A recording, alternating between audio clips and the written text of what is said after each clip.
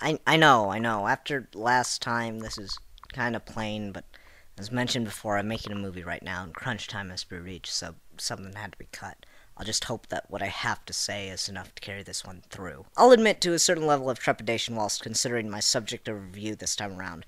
I really am striving to maintain an objective attitude over something I found incredibly enjoyable that most people found just out and out bad. The film I'll be reviewing is 2011's Green Lantern. The criticisms I see out there tend to be relatively consistent, so I can't deny some basis for them. So in this review, I'll try to pinpoint the biggest issues some people have with the film, and then ultimately reach a conclusion about whether the critique is a fair one or irrational. The first and most widespread issue about this movie is the use and quality of its CGI. Fans were split immediately on the decision to make the suit an entire world of Green Lantern digital. Endless comments on different forums will provide evidence to support this fact, and it is an interesting question to raise.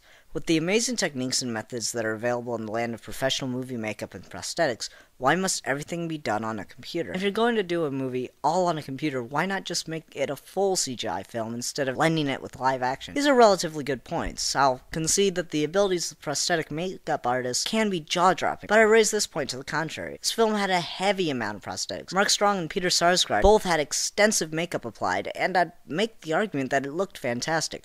But here we reach a realm of subjectivity. I might think that Peter as Hammond looked creepy, whereas other people argue that he just looked silly. This is subjective. I don't feel we can come down on it one way or another, so I'll just let this rest at the idea that the makeup skills are present in the production and move on. The other point mentioned that if a movie is going to be 75% CGI, why not just make it 100%? Why worry about the realism of an effect next to a real person when you can just have the person be as real looking as the effect by having them both be digital? Well, I support this on the stance that it can save people's lives, given the dangers of huge action scenes shot completely in live action. I do, on the other hand, understand the reasons that something like this isn't done more often. While some CGI films have been brilliant and have even won Oscars, they do tend to be frowned upon by critics and the public in general. That added to the fact that movies shot in motion capture don't do very well financially, and that you are likely to alienate some audiences that have no interest in movies without real people, does make this point rather weak. But was the CGI itself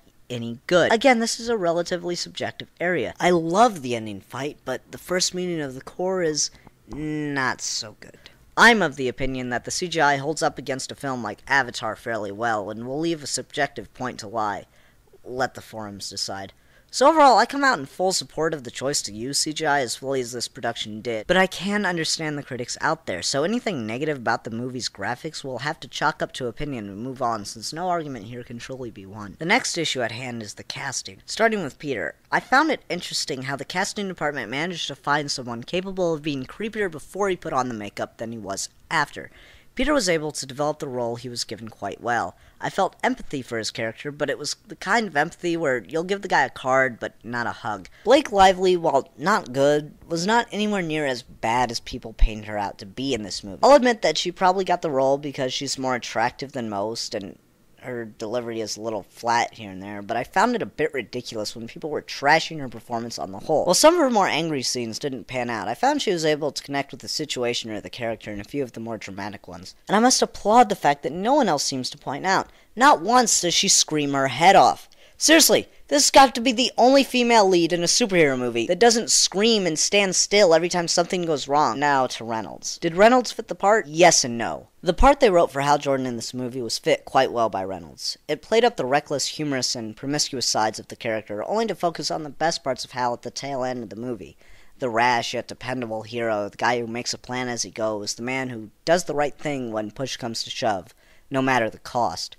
We got to see that, but not until the very end of the movie. Overall, there was an issue with how they portrayed the character throughout the film. Had they shown a different Hal, the film might have been more successful. As it stands, I didn't love the performance Reynolds gave because on the whole we only saw the negative in Hal until the end, but what was good about it was great.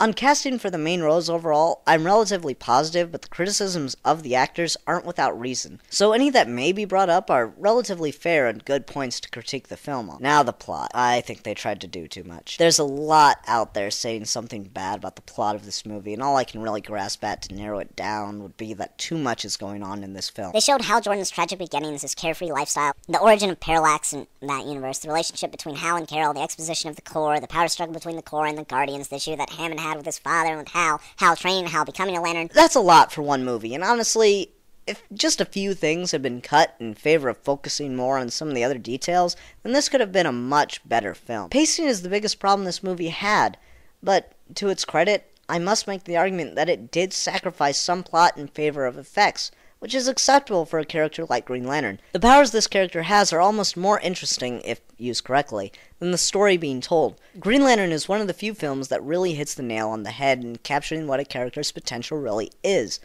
I like this movie a lot, and the extended cut gives a better character to Hal. 3.25 out of 5 stars. I really don't have much else to say about Green Lantern. Bobby, you got anything, man? Yes. I really find it interesting.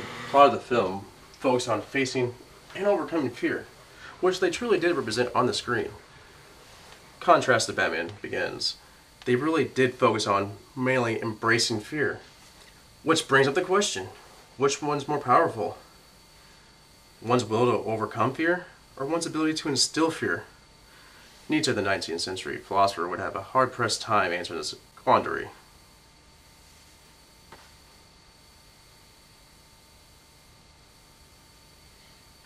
Get out of my shot! No one cares what you think, Bobby. You're a cameraman. Go!